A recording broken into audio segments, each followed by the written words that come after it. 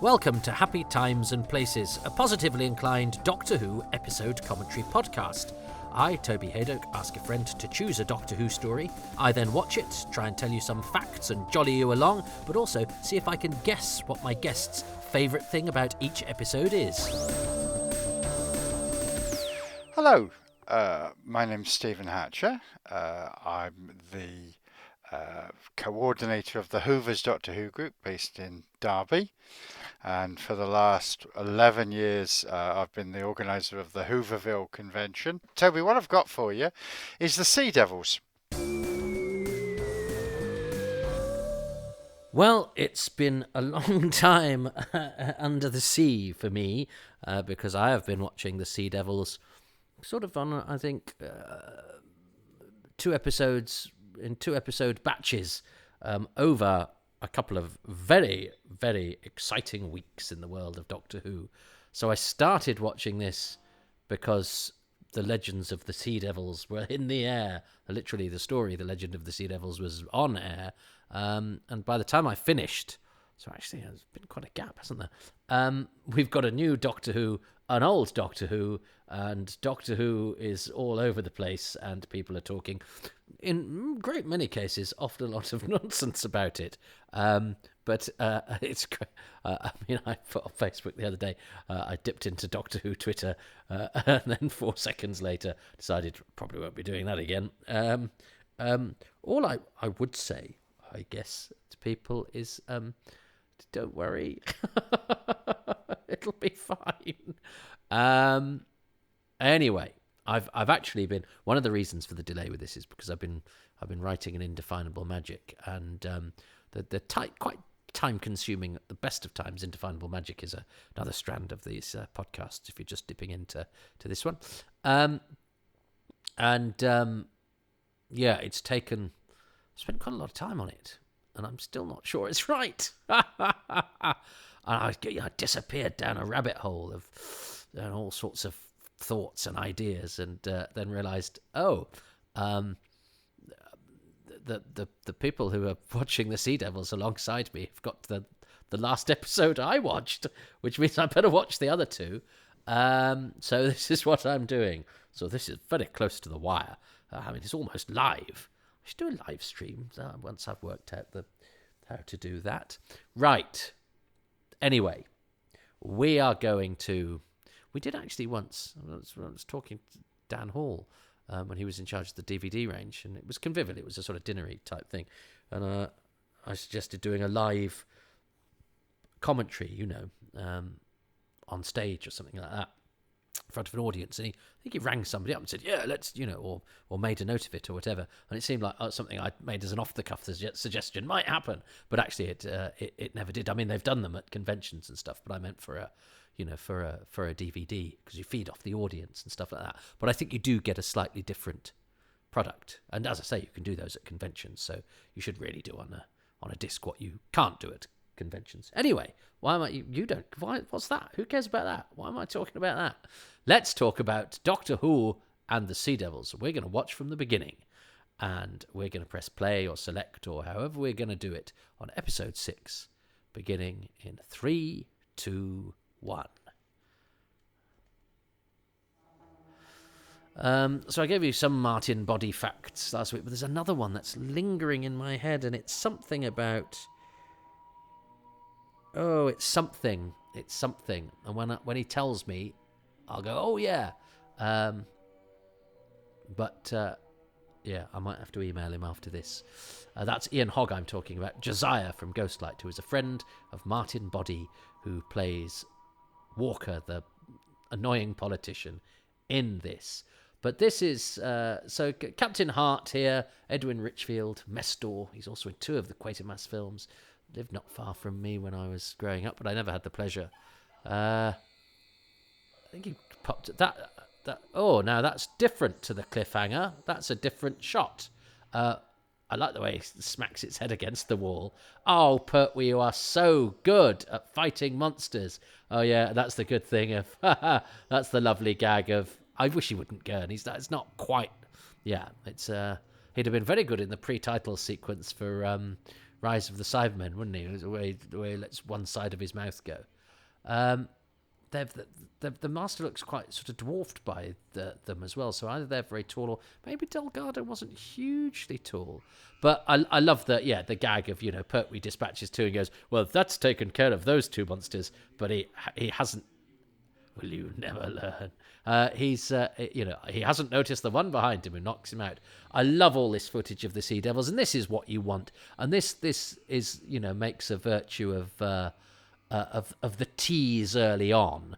We're not withholding the monster. I like the way he shoved the naval ratings there. They're not very nice. Nice guards, are they, the Sea Devils? And those are obviously, there's real naval people going. You're gonna have to imagine you've been captured by enemy combatants to get the acting out. But it's these men dressed as monsters. Good for them. I bet they had a right laugh. No, I'm looking at the Sea Devil's eyes. They really work. I think they're fantastic. They're like fish eyes. So they don't need to blink. I love the Pertwee neck stroke with finger. It's a nice little bit of business that he has. So yes, here's Awful Walker, who's a friend of Ian Hoggs and was a very fascinating fellow. Martin Body, although he does a strange thing in this episode where it looks like he's dancing with a sea devil whilst pretending to have a moustache. I don't quite know. It's just one of those bits that doesn't quite whatever the actors decided to do, it doesn't quite match in realization. Perhaps how they. I bet he watched it back and went, "Oh no, that's not what I meant to do. I meant to just put my hand up in shock. Now it looks like I'm pretending to have a moustache. I'm doing All Hail the Great Architect or whatever." I like how he's being so craven, but trying to be sort of. He's good casting because he looks exactly right. I mean, it's promise, and I love the fact that because Captain Hart is he's his boss, really. He has to be kind of like, "Do you mind, sir?" rather than "Oi, F." Nowadays you would probably just have somebody tell him to go, shove his beak up his ass. But I quite like this stuff from these days where. You have to respect the position. I because then you have to be a bit more imaginative in the way that you tell people to shut up or sod off or insult them. There is something to be said about etiquette because it's the undermining of it that makes it much more effective than just being able to say anything to anybody. So that's why I quite like a bit of decorum and etiquette, partially because you have to think of inventive ways to undermine it. Yes, it's in this episode where they have the bit, don't they, where the sort of alarm goes. The Doctor rigs the device, doesn't he, to send out a signal that makes the Sea Devils sort of clutch their ears, and the Master doesn't notice for about half an hour. That's a joy to come. It's a nice set. This I can, those brick walls. I can feel those brick walls painted with the Blanco. And look at the way that the master eyes the Doctor. He's sort of, he's got the sort of sincere thing of going, you know what you're doing here, but there's a slight, I'm just not sure about you. I love Roger Delgado's performance. Ventilation shaft. A round of applause for the ventilation shaft. That great staple of Doctor Who, where small female companions are shoved into essentially a corridor in the sky, corridor in the roof, and have to. Oh, the music's got a bit comedy now. I like Joe's shoes. But yeah, Joe has been excellent in this. Somebody pointed out in the feedback, in the the back and forth we have on Patreon. I don't mean to keep mentioning Patreon. This isn't an advert. That was quite a nice match, actually, from that, against what would have just been a little bit of wall in studio to their coming out. That was nice because the lighting was nice. It was just simple and it set the illusion. I really like Joe's outfit, but Joe's been brilliant in this because she rescues the Doctor.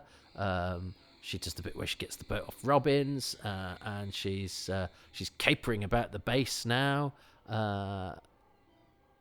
She's very plucky. She's in the thick of the action.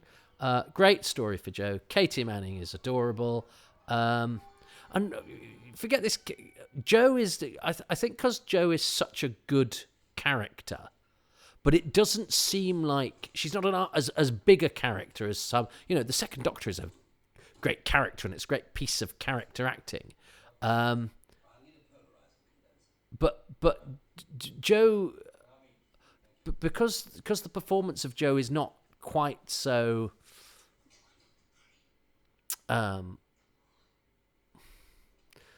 so sort of big in a way that the character of Jo is not as big a character as the Second Doctor. You sort of think, oh well, that just must be what the actress is like.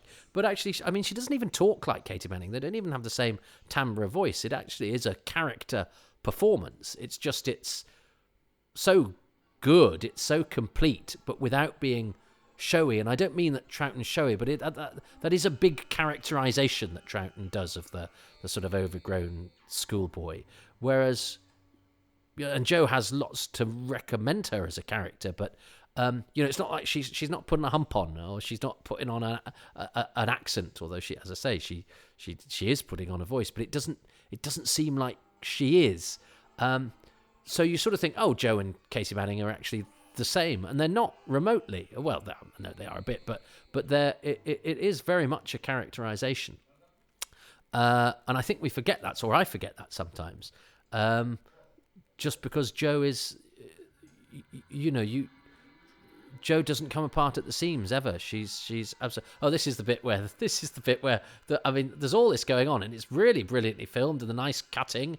That's quite Michael Ferguson-y, actually. Those cutting of the machinery at the different angle, and the Sea Devils, and so. This is all going on. Jo has time to get Captain Hart out. Walk has time to do. This is the bit where he does the moustache. Look at that. What's that? I think he's just putting his hand to his mouth in terror. And then, of course, that's the brilliant gaff that instead of being brave, he just shuts himself back in the cupboard. I think that's hilarious. And then Captain Hart's going to get to do some real actually stuff. But this is all going on, and the Master is still supposedly in that room with the Doctor, going, well, what's am I going to notice yet? So because we can't see the Master, he's sort of out of sight and out of mind. But I think it doesn't quite work. Sorry, I know this is Happy Times and Places, and I'm loving Edwin Richfield in a hovercraft with a gun shooting lizards. Brilliant, love it. And of course, some of the lizards do a somersault. I think especially if they're played by Stuart Fell, or only if they're played by Stuart Fell. Because I think he's the gymnast. I love it. Look at that hovercraft. That looks amazing. Again, watching Doctor Who in the 70s, that must have been the equivalent of $1 million. It's a fantastic piece of kit. And then look at it. Whoa, hurtling out to sea. This is great. And you know it's not stock footage because it's got Jo and Edwin Richfield in it. And the Master is still standing there. Switch the power off, he says. Well, and it's not like there hasn't been a Sea Devil with them in the room that whole time. So what? This is the Master just doing his crossword. Or are we supposed to think that no, because it had to give them time to do all of that. So literally he was standing there whilst they got out of the room, went to get that gun, went into the hovercraft, shot a few Sea Devils, blah. Yeah, that I mean, bless it. But that is one of those moments that there's no point trying to cover up. Although sometimes when I say things like this, somebody will then write in and go, oh yeah, what about this? And I'll go, oh yeah, I've thought about this loads, and that hasn't occurred to me. So always have an open mind, I would say, because quite often I'll say something and I'll go, I don't quite make sense of that. And as I say, all it takes is somebody with a different perspective who has a very simple solution.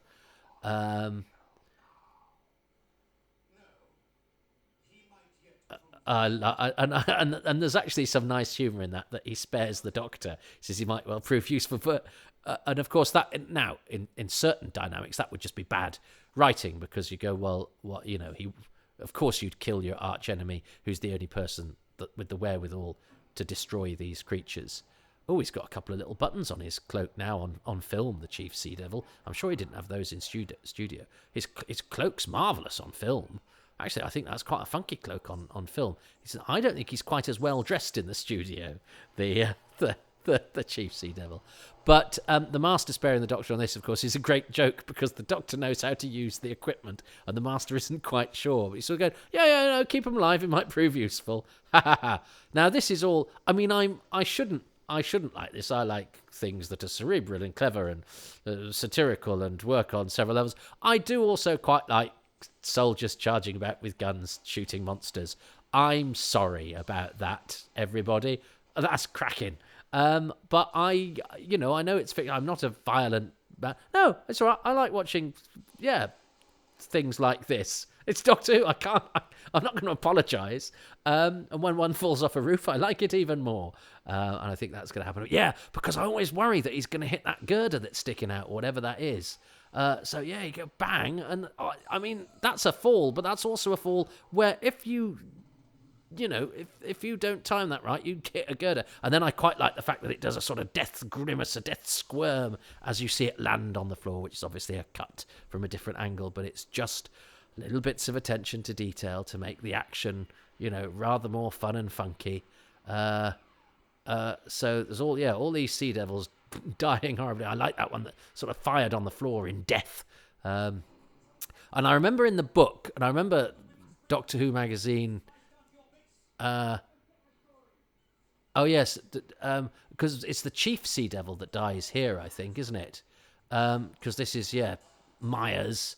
It's the Chief in the book that it says something like the Chief Sea Devil's words were interrupted by a bullet fired by one CPO Myers, entered its brain, and blah blah blah. I remember Doctor Who magazine talking about how another writer would have just said CPO Myers walked in and shot the Chief Sea Devil. But the way it is in the book, as I say, it's something like its voice was stopped by its brain, the bullet entering its brain. And this is John Caesar, which I think is a great name. And you think, oh, that's a very uncommon name. He'll be easy to find stuff about. Then actually, there's loads of... And there's a Johnny Caesar, who was an actor in Emmerdale Farm. It's a different actor. But this John Caesar, he'd been a monoid, man in market in Rome, and a walk-on in other stuff as well. John Caesar. But I'd have thought Caesar was quite an uncommon name, but actually it's not. And John, of course, isn't. But yes, I'm sure in the book, it's Myers comes in and kills the Chief Sea Devil. Whereas a lot of them seem to have these buttons on in this one, or are they just wearing the Chief Sea Devil's costume? Anyway, so we haven't seen the Chief die, have we? And the Master's off. Oh, we did, because we did see one with buttons fall over, go over a railing. But anyway, yes, I'm going to keep an eye out to see. Maybe we see this Chief Sea Devil later. I cannot remember. I haven't watched this in an awfully long time. When I watched this before, I got to episode 4. When I watched it in preparation for this, and I thought I'd leave a couple of them as a surprise, and now I'm regretting that because I'm supposed to be giving informed commentary. But I remember Derek Ware telling me that he'd done some of this, I think, because Roger Delgado was... So there's a Chief Sea Devil with a cloak on, but as I say, I think the Chief is sometimes doubling as all of the others. But no, that's definitely a Chief. I think that cloak looks really good on film, and going into the sea, that makes for a great sort of silhouette. I love the Chief Sea Devil's cloak on film. Never really noticed it before. Now I'm very drawn to it. But I think Derek Ware did some of this, but Roger Delgado also does some. But Derek, that's definitely Derek, yeah. Derek said that Roger Delgado was quite frightened of the water, and Pertwee was at pains to point out that he was. I'm sure Pertwee says in his book, he was very timid about the water. Bless him. But this is great, all of this stuff. But yes, the Master's looking back a lot and away from camera, and then we do a clever cut, don't we? because he's waited. And yeah, and his head's at exactly the same angle, and his hair's slightly wet. Well done, everybody. And yes, look, it's the little. I love the little. This is what we put you in to take you under to our base. This the yellow submarine. It's a yellow submarine. The Master's hair was wet as well. That was convincing, but that wasn't him on the. Even if it wasn't Derek Ware, it was it wasn't Roger Delgado. But I know Derek was about.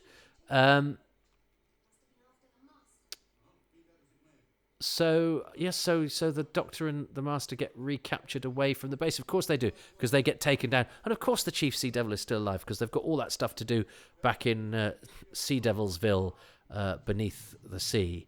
And of course, Walker becomes the warmonger, and Malcolm Holt gets to make his points about. I mean, I have to say the Sea Devils. Well, I was going to say actually the Sea Devils. Oh, I like the way he's folding his arms, going, "Yeah, what is it?" I was going to say the Sea Devils aren't quite as potentially peace-loving as the Silurians, but they are. That was what all of episode 5 was about. The Doctor talking to the Sea Devil, who seemed, quite keen on the idea of living in peace, and it was only with the depth charges that made them go, actually, let's kill the humans. And I like the fact that the Doctor there tries, and Pert was very sincere. I'm sorry, it is, he will blow up the monsters, and Doctor Who does blow up the monsters more often than we sometimes would like to admit, if we want to think of the Doctor as this liberal guy who reads books and only kills when he really, really has to. But here, it's one of those. He did give them the opportunity, and then when they said no, he was a bit sad and a bit sorry. And he's reversed the polarity of the neutron flow. The first time it is said in Doctor Who, and it's not said that often. In fact, it's not said again, is it, till the 5 Doctors? But it became that cliche, didn't it? That's what the Doctor always said. But it was certainly a line that John Pertwee liked. And of course, the Sea Devils have now gone for all-out war. They've even turned on their... I've reversed the polarity of the neutron flow. I wonder if Steve Hatcher will choose that as his favourite thing.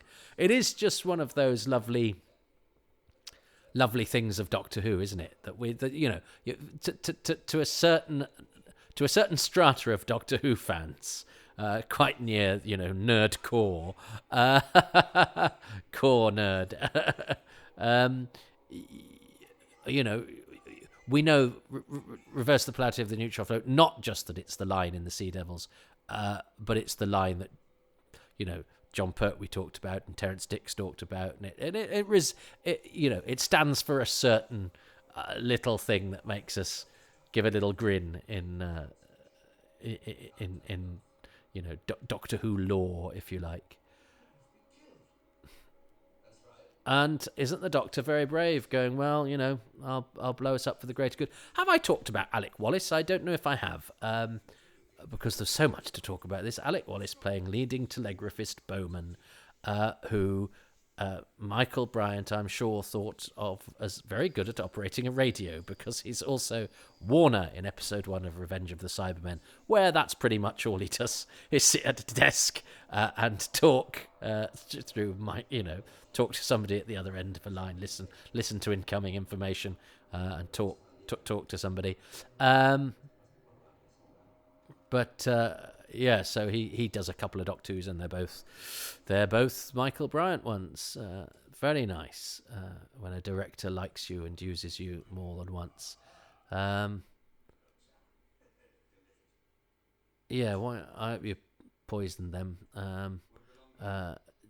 Jane, who gets a little bit less to... I didn't talk enough about her little sort of comedy bits with Walker in episode 5, which I rather liked, and she gave as good as she got within the confines of her rank. Oh, that's nice. That yes. So Joe has a little bit of a moment there with Captain Hart, and Captain Hart likes our heroes enough to just do one quick pass, which gets. Oh, so this is where you can't cheat the shot of Delgado, where he's in the water, and I think Pertwee said that this was where Delgado was particularly, you know, brave, but not brave. I think in his book he says what was brave about Roger was that he was an absolute coward. He was really scared. So it's a kind of Pertwee compliment, really. But good for him, because I mean that would have been not nice as well. That's gonna be cold, but I do love the gear. That's pretty cool gear, and well done, Delgado. And I like the fact that Pertwee sort of shoves him in as well, because it just shows that Pertwee is sort of confident and capable in any environment, really. He can just you chuck Pertwee in anywhere, he's game, he'll do it. And that's I think we sometimes take that for granted in our leading actor, but not all of them could. And Pertwee, I think Pertwee, you could I know he could, but I think he could be quite tricky, and I think he was more worried about the acting sometimes than some of the others, because he wasn't used to drama acting. But and that's quite a convincing thing as well, because there's something about a heart attack in Doctor Who that you go, oh, hang on, that seems really realistic, because you're used to people sort of being blown up and falling off buildings, but somebody dying of a heart attack, it's not quite. You go, oh, that's a bit of a sort of reality has suddenly imposed itself upon proceedings, and therefore it seems sort of a bit stark and a bit real.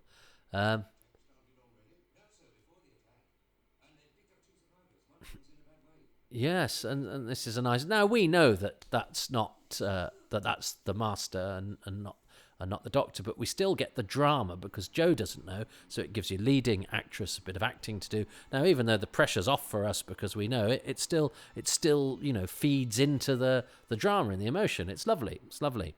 It's filling the screen with impact.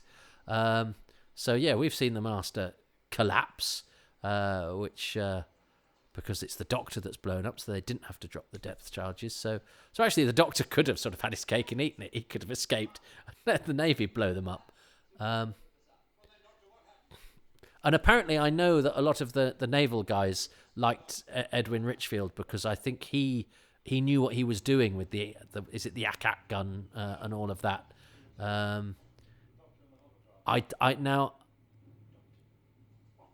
That's an actual naval guy who gets that line. Yeah, I don't know where the Master does he. I mean, does he just have? So yeah, these aren't extras. I don't think these are equity members. I think they've co-opted a couple of naval guys into doing those bits.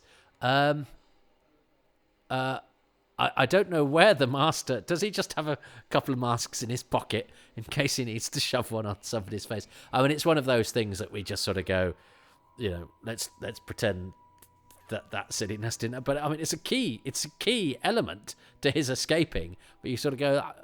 I mean, if I think about that for a second, doesn't quite work. As I say, somebody will write in now and I go, no, it's he does this, that, the other. John sees that. Well, I suppose he couldn't go anywhere else because the others were all paired. Talking about positioning on the credits now. That it's a funny old ending, isn't it? Because it's lots of sort of action, really, and then it's quite. It ends quite abruptly, really. But after lots and lots of lovely action by Hadoke. Sylvia James did the makeup. Tony Millier did the sound. I've had the pleasure of interviewing both of those good people. So yeah, it's a funny old episode because it's the money episode, isn't it? We've been in the studio a bit for the middle episodes, and they go, well, let's go out with a bang with some lovely footage of dying monsters and guns and explosions for the child who takes up a lot of space within me. So I'm going to work backwards on this. Because I've got to choose a favourite thing from episode 6, and I've got to choose a favourite overall thing. And I have been waiting for this moment, because my a sort of favorite bonus thing, and my bonus thing is the cliffhangers.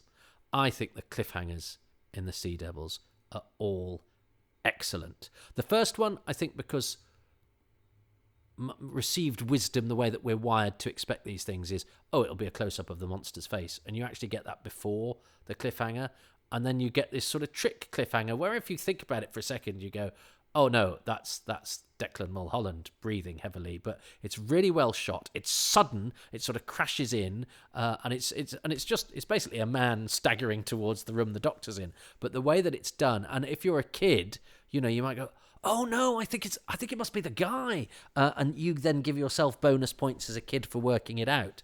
Then the one with the knife flying through the air is great after a virtuoso sort of piece of comedy action.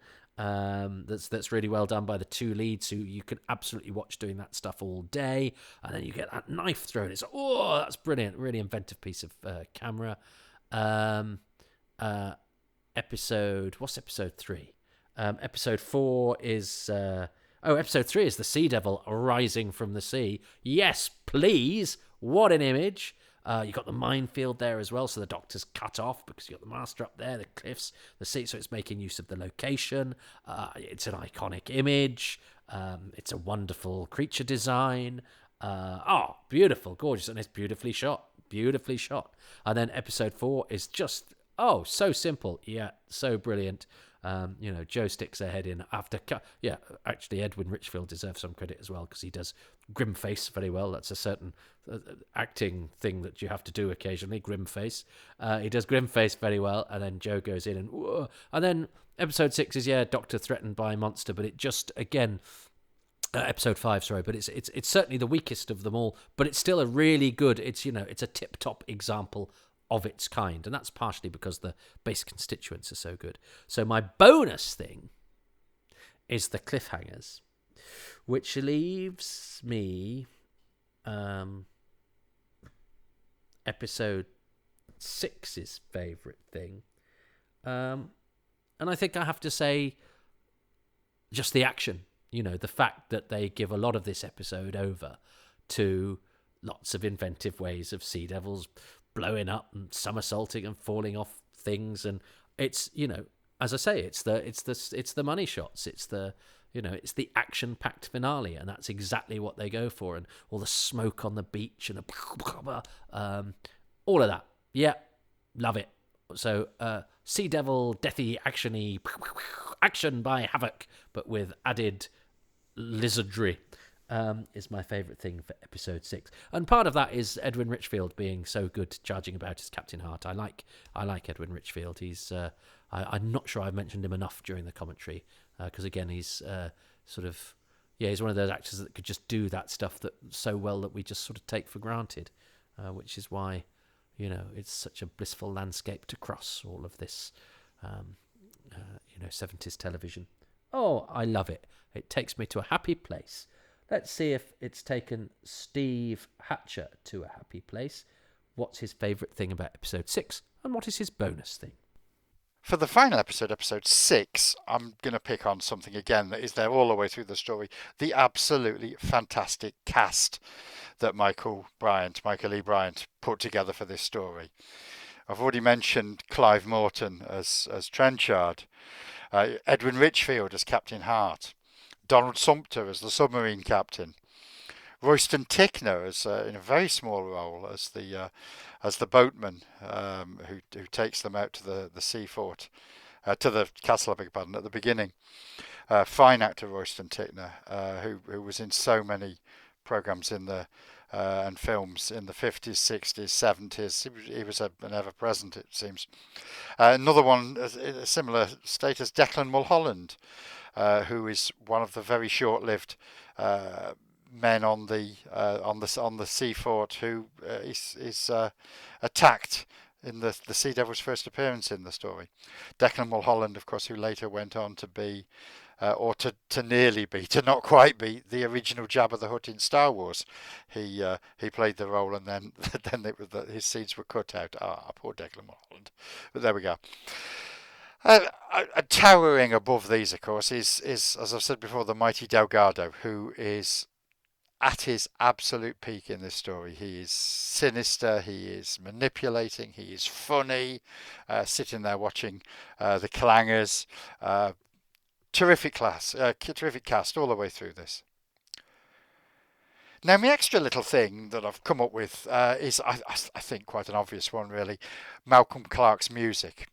Uh, what I absolutely love about the music in the Sea Devils is you never quite know whether you're listening to music or sound effects, particularly with the Master's BP whirring machine and the sounds of the Sea Devils guns and the strange sounds in the Sea Devil base, the submarine. There's all the settings are places where you would expect to hear odd sounds, and we don't often get some odd sounds.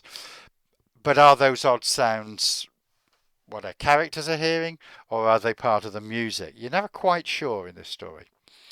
Um, it's an incidental score that is totally different from anything else that is heard anywhere else in Doctor Who.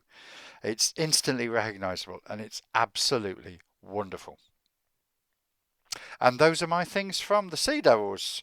Toby, I hope you enjoy watching it again. I look forward to hearing what you've got to say about the story. And thanks so much again for asking me to take part in this. It really has been an absolute privilege. Bye. Oh, that's lovely. Well, a few things there. Obviously, well, the cast. I mean, yes. I mean, I could talk about the cast forever, and probably did for much of the 6 episodes. I always try and veer away from that because I think it's so obvious for me to do. But of course, it's not obvious for anyone because all I ever do is wang on about actors and be sad that they're dead. I mean, if I had a pound for every time I did that, I'd have retired long ago. But I'm glad Steve liked the cast, and it is an excellent cast. I think Royston Tickner was also in The Keep, the Michael Mann film. So I was going to, because he said, Steve said 50, 60, 70s ago, he was in a modern film, of course. I suspect The Keep with Michael Mann's film is not a modern film anymore, but it's what I consider to be a modern film. These talkies, newfangled. But yeah, good that Steve picked out the cast and yes, some of the less obvious ones. Thanks for that, Steve. And I said plenty about the cast, and I do think it is a uniformly very strong cast. As I say, right down to I love Colin Bell, Eric Mason. Some of these are one scene characters. Then. Right up to the top. Yeah, when you've got Donald Sumpter in a sort of, the guest leads, Clive Morton and Edwin Richfield. So when you've got Donald Sumpter providing you with a bit of ballast, you're in a good place. And yes, Roger Delgado. I could just wax lyrical about him whenever he's on the screen. He is so good. It's such an intelligent performance. But also quite naturalistic within the confines of what it does. Obviously, it's a performance of a certain type, of a certain dignity and composure and precision. But it's never unbelievable. Even though he's doing some quite sort of moustache twirling villainous things. It's still totally committed and totally believable. I love Delgado. I mean, I still think he's my favourite master. Although I did love what Michelle Gomez did with Missy. I thought they were very clever with the way that they showed the master as an absolute psychopath. And I like. I'm not a rejecter of the modern. I think Sacha Dhawan has done a terrific job again as a sort of slightly unhinged harlequin that he is. But he's got a seam of viciousness about him, but he's also really likable. So, but I just think for just the elegance and the menace and the fact that the fact that he's so cold and horrible, and yet he's so, I nearly swore again, charming. It's such a brilliant combination. I love Delgado. I really do. And he chose Malcolm Clarke's music, did Steve. Now, that's interesting because I talked about it. Stop saying interesting, you tiresome man. That's me. I've got to think of a different word to say. Or, if I do it, to not obsess about it and wang on about it and make it even worse, which I've just done, and then deconstructed to really hammer home the point that I'm trying to avoid. So, the music... It is a distinctive part of it. I'd heard and read so much about the Sea Devils score, the first full-length score, I think it used to say in Doctor Who magazine. And as I say, when I got the album and I played it, I'd got a very old record player that I bought in a 50-50 auction. It's a thing you have in the countryside in the middle of nowhere in the 1980s. And I bought it, I think I bought it for £1. I think I bought it for £1, and it was a sort of closed record player.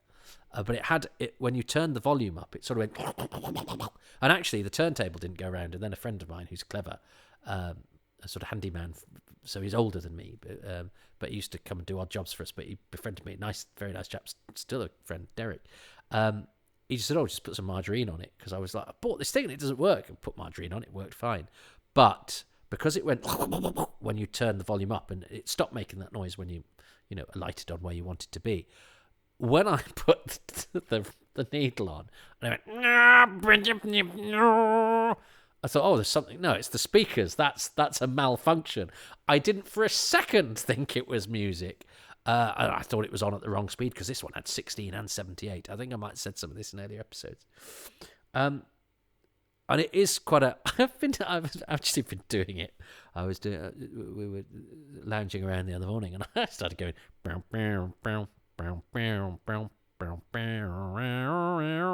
She went, "What are you doing?" I went, "Incidental music to the Sea Devils."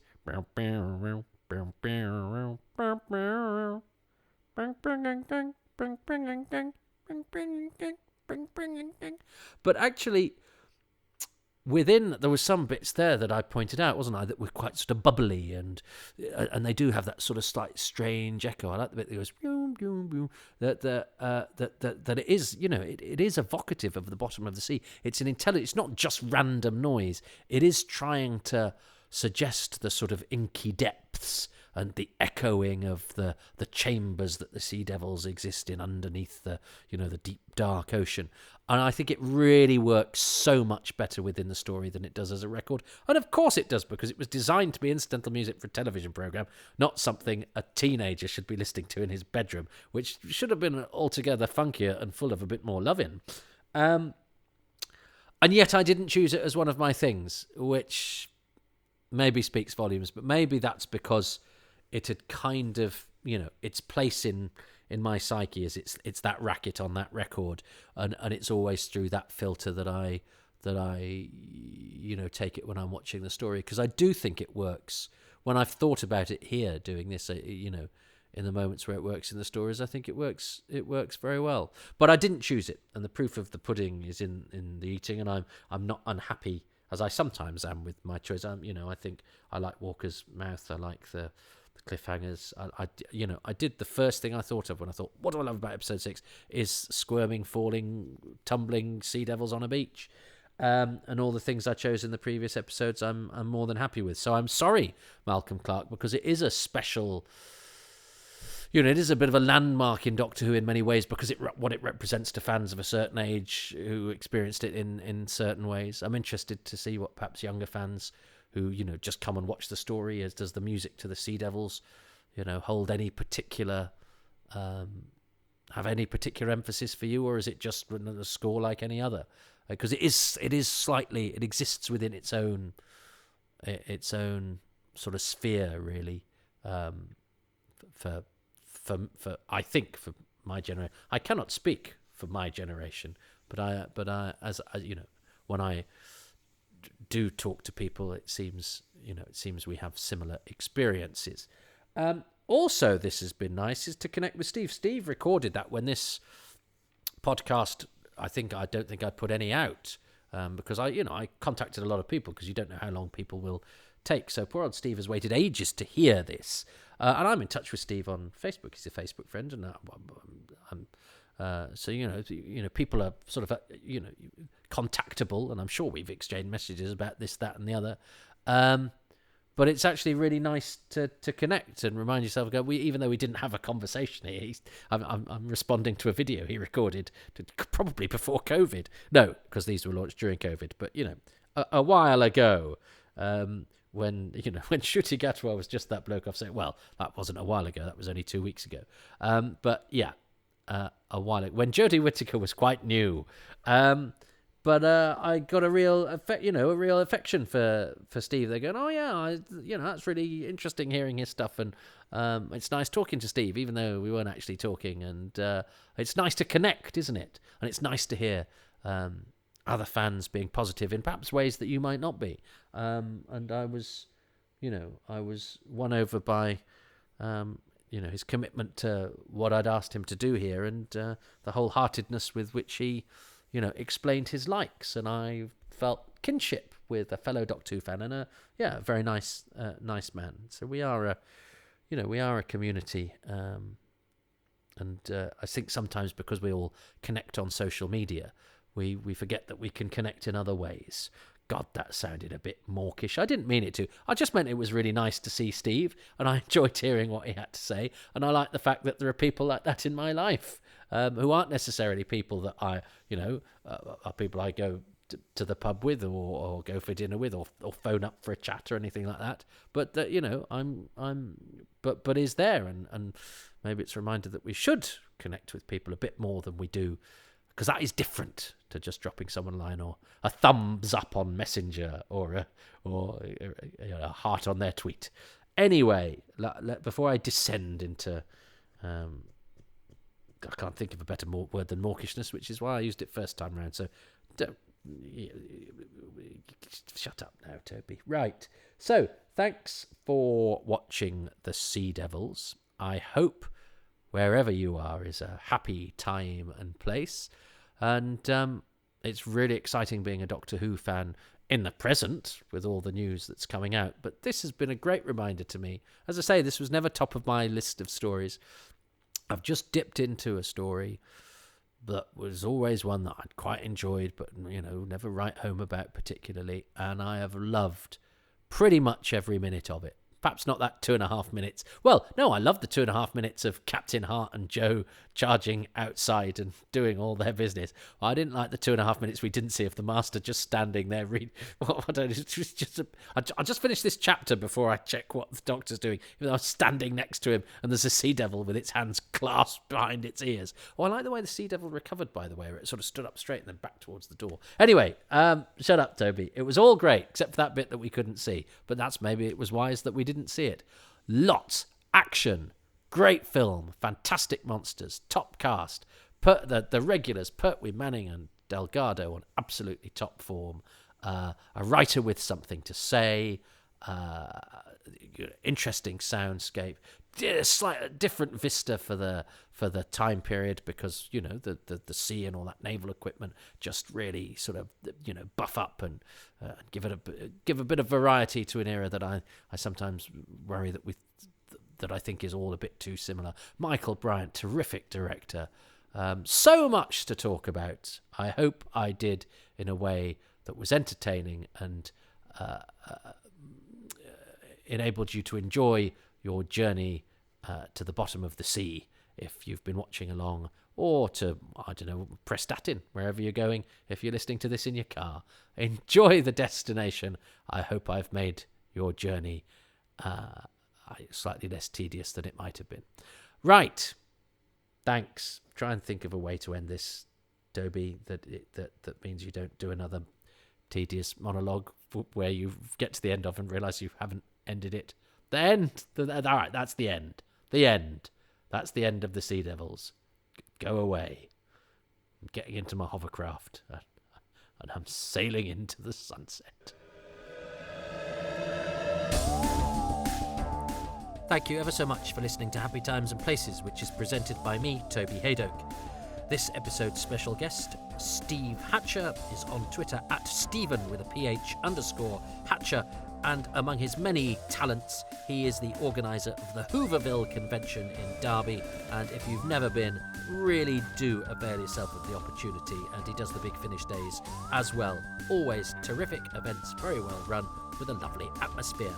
I'd like to thank Steve and, of course, the many patrons who make these podcasts possible. And they include Jakob Lumley, Andrew Llewellyn, Andrew Lester, Neil Little, Pete Black, Hendrik Korzeniowski, Andy Kitching, Matthew Kilburn, William Keith, Judith Jackson, Christopher Joyce, Jessica Jones, Robert Jewell, Paul Ingerson, David Hughes, Darren Howard, Matthew Hewliston, Simon Hodges, Stephen Hill, Legion Henderson, Paul Hayes and Ronald Hayden.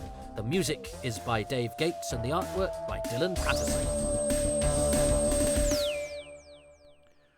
Oh, a little bit of something extra. I spent much of the last 2 episodes going, I know loads of fascinating things about Martin Body, who plays Walker, the awful MP, and then failing to tell you any of them, because it was vague in the back of my head. I'm sure there were interesting things. And I got them all from Ian Hogg, the actor who plays Josiah in Ghostlight. So I've emailed Ian, and just in time for releasing this, he's emailed me back very kindly with his memories of working with Martin Body. I remember him, says Ian, very well, as a very upright and right-thinking Englishman who fought in the Second World War, in the Air Force, I think. He had a magnificent voice, and was in the middle of training in bel canto with intentions to make his way in the world of opera. The 6 years of war put an end to these hopes, and he went into acting. He was in dozens of English films, and I stood at the right shoulder of John Mills. I was one of the Wartime Veterans Brigade. I founded the Lord's Taverners Cricket Elite. He was the very figure of an officer and a gentleman, but with a twinkle in his eye. I played Henry V at Birmingham Rep, and he played my Uncle Exeter. He was marvellous, I thought. We shared a dressing room, and he often looked at his face in the mirror and mused out loud to me. I was shocked and fascinated by what he said. He looked at his reflection and said, Look at him, Ian. Would you think a face like that would be asked to sing the Lord's Prayer backwards at Alistair Crowley's funeral? Would you? He looked at me and put a finger to his lips, winked, and smiled at me. Fact or fiction? Ian Hogg, you are so ready to believe me. Too ready, dear boy, for your own good. I'd never do such a thing. He was a treacherous sod, though I did have a magnificent voice. They should never have thought I would do it. I met the man after a broadcast. We were having a farewell drink at the Glue Pot, the local pub. Strange times, dear boy. I'd never sing his prayers for him, treacherous sod. I met Dylan Thomas there, too. Wit and weirdness prevailed. High old times, dear boy. All on the 3rd programme. Most interesting work in those times. That and the cricket. I was very fond of him, says Ian. My Uncle Exeter, indeed. If you want to find out more about Alistair Crowley, read Colin Wilson's biography, The Nature of the Beast. Then you'll realise what a shock it was to hear Martin come out with this tale. He had a twinkle in his eye, so I don't know if it's true. Martin was a great companion and a true man of honour.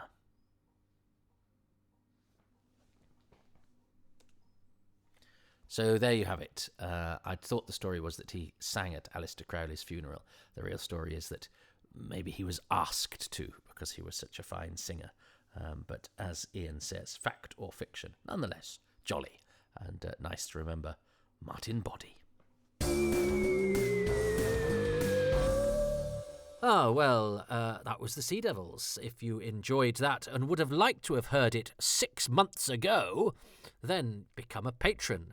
Because whenever you're listening to this, it's old news in Patronsville. They're probably listening to, I don't know, who have I got coming out? They're probably listening to Annie Wallace from Hollyoaks talking about Planet of the Spiders, or Steve O'Brien talking about Black Orchid, while you've been listening to me and Steve waxing lyrical about the Sea Devils.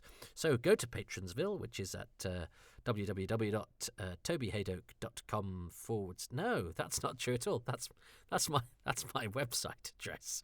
Oh, I'm losing my marbles. I'll tell you what, go to iTunes and give this 5 stars and a splendid review. That will make me very happy. But if you do want to become a patron, go to patreon.com/Toby where you can, for as little as £3 a month, get bonus material, early releases, all sorts of other goodies, including every Tuesday a picture of my dog. And that may sound rubbish, but people seem to like it more than they like me. So that's at Patreon, where you get a £10 discount if you sign. No, a 10% discount if you sign up for a year. But look, I know commitments like that are very tricky these days with the financial world being what it is. You can go to kofi.com/Toby Hadoke and give a one-off donation if you would prefer, or if you'd like to. Or, as I say, just a review and 5 stars would be lovely.